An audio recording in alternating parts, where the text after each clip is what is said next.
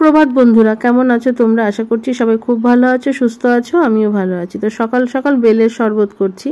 তো এটা বাপের বাড়ি থেকেই নিয়ে এসেছিলাম। বেশিরভাগ জিনিসই আমি বাপের বাড়ি থেকেই নিয়ে আসি। তো বাপের বাড়িতে প্রচুর ধরনের গাছ আছে, নানা রকম ফলের গাছ আছে, সবজির গাছ আছে, যেহেতু আমাদের গ্রামে বাড়ি আছে।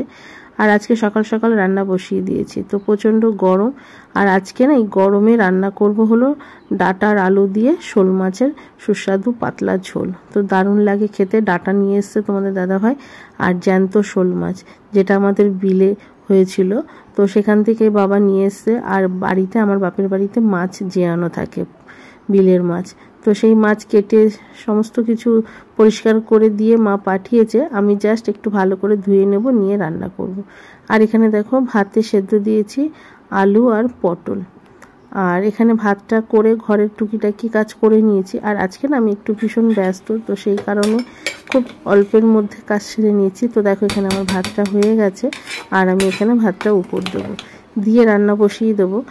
রান্না অবশ্য বসিয়েই দিয়েছি। আর এবার এখানে দেখো যে ডাঁটাগুলো আনা হয়েছিল, তো সেই ডাঁটার শাকগুলো দিয়ে আমি একটু শাক ভাজা করব। তো তার জন্য একটু বেগুন ডুমো ডুমো করে বেগুন কেটে নিয়েছি। এটাও আমার বাপের বাড়িতে গাছের বেগুন। আর এখানে দেখো একটু তেল বেশি করে দিয়েছি। শাকে না একটু তেল বেশি না হলে একদমই ভালো লাগে না। আর একটু পেঁয়াজ দিয়েছি, আর পেঁয়াজ না দিলে মেয়ে শাক খেতে একদমই ভালোবাসে না। আর বেগুনটা না একটু লাল লাল হয়ে গেছিলো। তো যাই হোক, এখানে দেখো ডাঁটা শাকগুলো ভালো করে ধুয়ে নিয়েছি, নিয়ে আবার এই বেগুনগুলোর মধ্যে দিয়ে দেবো। আর তারপরে আমি এইদিকে কাজটা সেরে নিয়ে কাশিটা অনেকক্ষণ ধরে চেপে রাখছিলাম, তো চেপে রাখতে আর পারলাম না। তারপর এখানে চলে এসেছি মাছগুলোকে ধোয়ার জন্য। তো সামান্য একটু আঁশ আছে, সেগুলোকেই ধুয়ে নেব। আর এখানে দেখো সমস্ত কিছু কেটে পরিষ্কার করে দিয়েছে। আর আমি এখানে মাছগুলোকে ভালো করে ধুয়ে নিচ্ছি।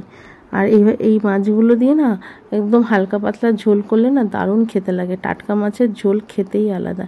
ছোটোবেলায় আগে না আমাদের বাড়িতে সামনে যে বারান্দা ছিল, ওই বারান্দাটাকে একটু মাটি দিয়ে উঁচু করে না বড় বড় চারিতে মাছ জিয়ে রাখতো, তারপরে বারান্দায় পুরো মাছ ছেড়ে দিত। তো দারুণ ব্যাপার ছিল। এখন আর বাবা অতটা পারে না, বয়সের সাথে সাথে সব কাজকর্ম কমিয়ে দিতে লাগে। তা সত্ত্বেও বাবা এখনও প্রচুর কাজ করে। আর এখানে দেখো মাছগুলোকে নুন হলুদ মাখিয়ে নিচ্ছি, নিয়ে তারপরে ভেজে নেবো। এদিকে আমার শাক ভাজাটাও হয়ে গেছে, আর ডাঁটা আর আলু দিয়ে। তার আগে দেখো এখানে একটু সেদ্ধর মধ্যে শুকনো লঙ্কা একটু ভেজে রেখেছি।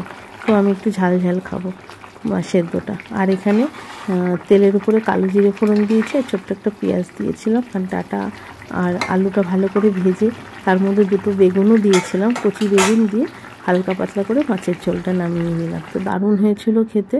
আর এই যে বললাম না কাশি সর্দি, তার মাঝখানে আবার হঠাৎ করে আবার দেখি দুপুর থেকে গাটা গরম গরম লাগছে আমার, আর জ্বর এসেছিলো। আর কিছু খেতে ভালো লাগছিল না। তো তোমাদের দাদাভাই একটা গরম গরম সিঙ্গারা নিয়ে এসেছিলো। তো একটা সিঙ্গারা আমার হাতে দিল, তো শুয়ে শুয়েই খাচ্ছিলাম। আর তারপরে এই যে এখানে বাটিতে সবাইকে দিলাম মুড়ি মাখা, আর করিনি, শুকনো মুড়ি আর এখানে সিঙ্গারা দিয়ে দিলাম। আর এখানে মেয়েকেও দিয়েছি, মেয়ে আবার মুড়ি খায় না। আর এখানে শাশুড়ি মাকেও দেবো। তো আজকে আর সেরকমভাবে কোনো কাজকর্ম তোমাদের সঙ্গে শেয়ার করলাম না। আর একটু কড়া হয়েছিল সিঙ্গারাটা, তো সেটা হলো তোমাদের দাদাভাইকে দিলাম। আর এখানে দেখো একটু দুধ চা করে দিয়েছি। তো চাটা কিন্তু খেতে ভীষণ ভালো লাগছিল, কারণ আমার এই গলাটা এত সমস্যা করছে সে আর বলার কথা না। তো এবার ভাবছি ডাক্তারকে না দেখালেই হবে না, বলে বলে ওষুধ নিয়ে আসা হয়, কিন্তু এতে আর কোনো কাজ হচ্ছে না। তো চলো বন্ধুরা, আজকের মতন এই পর্যন্ত। সবাই ভালো থেকো, সুস্থ থেকো।